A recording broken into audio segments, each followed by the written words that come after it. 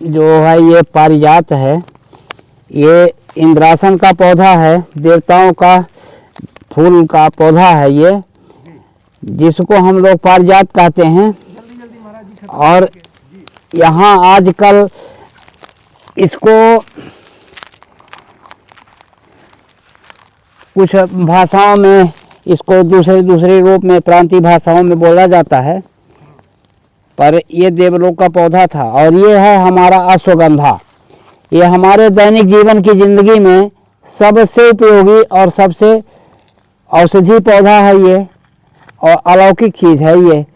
इससे अनेक रोगों का उपचार होता है, और आयुर्वेद में कहें या एलोपैथ में कहें, किसी भी रूप में इसका सदैव उपयोग होता है। और आदिकाल से हो रहा है, वर्तमान में भी हो रहा है, होता है और होता ही रहेगा, इसलिए कि ये औषधि पौधा है और जीवन रक्षक भी है। इसकी विशेषता एक तो ये है कि अगर इस पौधा बड़ा हो गया और शुगर वगैरह का मरीज अगर इसके पास में नियमित आराम करता है तो उसके शुगर में आशातीत लाभ होता है। शुगर का पोजीशन घटना शुरू हो जाता है और वो आदमी एक दिन निरोग हो जाता है।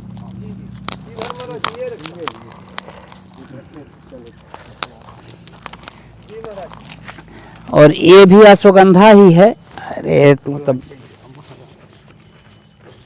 ये अश्वगंधा है ये भी। और ये कल आरोग्य धाम से हमारे रौतेला साहब जो उत्तराखंड गढ़वाल साइड के हैं, उनके सौजन्य से पौधे ये श्री राम कुटी के परिसर में उद्यान में लग रहे हैं। धन्य है हमारे रौतेला साहब, भगवान उनको सतायु दीर्घायु बनाए, सुख संपन्न रहें, खुशहाल रहें। उनकी बगिया जिस तरह से फूलों के औषधि पौधों की हरियाली आश्रमों में वो करवा रहे हैं, उसी तरह से उनके जीवन में सदैव हरियाली रहे, खुशहाली रहे। हम साधु संतों की तरफ से ये शुभाशीर्वाद है। और ये औषधि पौधे जब अपने पोजीशन में आएंगे तो इनसे अनेकों का भला होगा। और ऐसे नेक कर्म में हमारे रौतेला साहब अग्रणी हैं। धन्य है महापुरुष भारत भूमि के जवान। हर पौष्टिक रसायन में सतावर का प्रयोग किया जाता है। च्यवनप्राश वगैरह में सतावर परमोपयोगी है।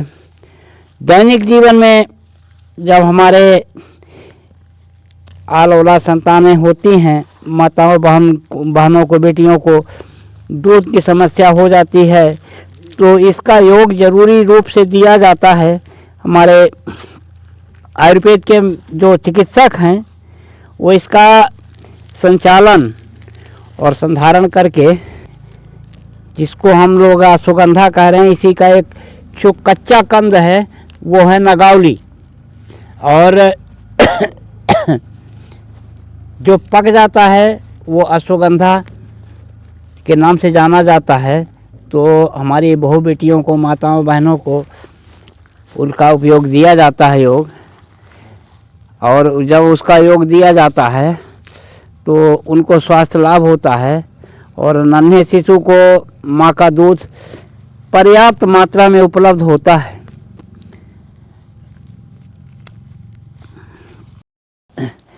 हम साधु संतों के सामने परिस्थितियां भी गड़बड़ हैं, इसलिए कि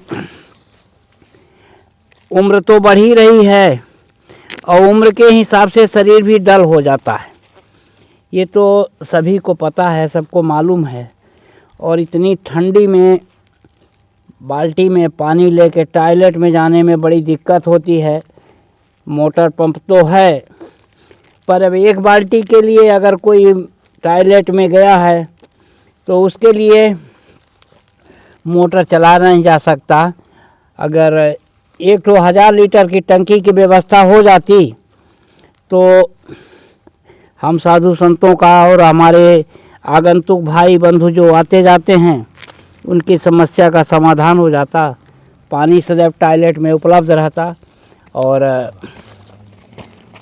बराबर उनकी व्यवस्था बनी रहती। जैसे पानी बिजली आती, एक बार लोड कर दिया जाता, चलता रहता।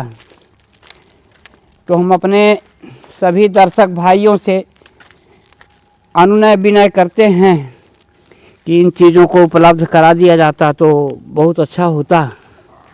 अब जैसा भी समझेंगे। अब हम साधु लोग तो खैर देखिए भाई, आप ही लोग भोजन पानी दे रहे हैं, आप ही लोग सब कुछ दे रहे हैं, वस्त्र भी दे रहे हैं, तो आप ही लोगों से पानी की व्यवस्था के बारे में हम आग्रह करेंगे। अगर ऐसा हो जाता है तो आप समझ जाएं कि बहुत बड़ा पुण्य कार्य होगा। और जलदान का जितना महत्व होता है वही पुण्य आपको हम साधु संतों के लिए जलदान के समान ही समझें और आपको का पुण्य मिलेगा।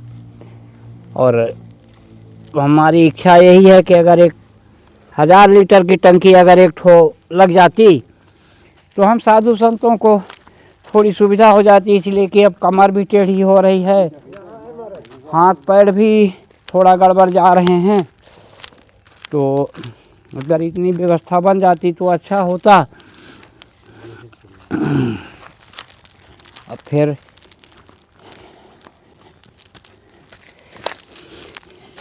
और हैं तो कई चीज़ें हैं। अब धीरे धीरे सबका समाधान हो रहा है, आप सब लोग कर ही रहे हैं, धीरे धीरे यथाशक्ति तथा हो ही रहा है।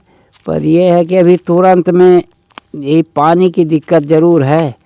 पानी यहाँ से ले जाना पड़ता है, बोरिंग से मोटर चलाते हैं ले जाते हैं, और एक बाल्टी पानी समझ लीजिए ले जाने में वहाँ तक टॉयलेट तक तो पसीना छोड़ देता है। तो थोड़ा सा आप लोगों से अनुरोध है कि कृपा करते तो बहुत बड़ा आप लोगों का सेवा हो जाती। जैसे आप अपने बुजुर्गों की सेवा कर रहे हैं उसी तरह से माने कि ये चित्रकूट धाम के साधु जो हैं आपको गुहार लगा रहे हैं, आप लोगों से मदद के लिए हाथ उठा रहे हैं। नहा भी लेता आदमी वहीं और टॉयलेट का भी काम हो जाता। तो आप लोगों से यही करबद्ध प्रार्थना है, आशा है कि आप लोग ज़रूर ध्यान देंगे इस बूढ़े साधु की आवाज़ पर। हम मांग ही सकते हैं बेटे आप लोगों से, अपनी तो कोई सामर्थ्य है नहीं। हमारे राजीव भैया के तरफ से प्रभु श्री रामचंद्र की कुटी संग्रामपुर के लिए 2 भगवान श्री रामचंद्र जी के ध्वज, उनके विग्रहांकित 2 ध्वज राजीव भैया की तरफ से प्राप्त हुए जो हरियाणा से हैं। और उन्हीं के दिए हुए हवन सामग्री, घी और धूप वगैरह ख़त्म हो चुके हैं। अब तो घी और हवन सामग्री करीब ख़त्म है, आज से ख़त्म हो गई है। तो पूजा का कार्य जो है, नित्य का अग्निहोत्र जो सामाजिक समुदाय के लिए होता है, सनातन के लिए अपने और देश के भले के लिए हम लोग करते हैं, सभी साधु संत लोगों का काम होता है।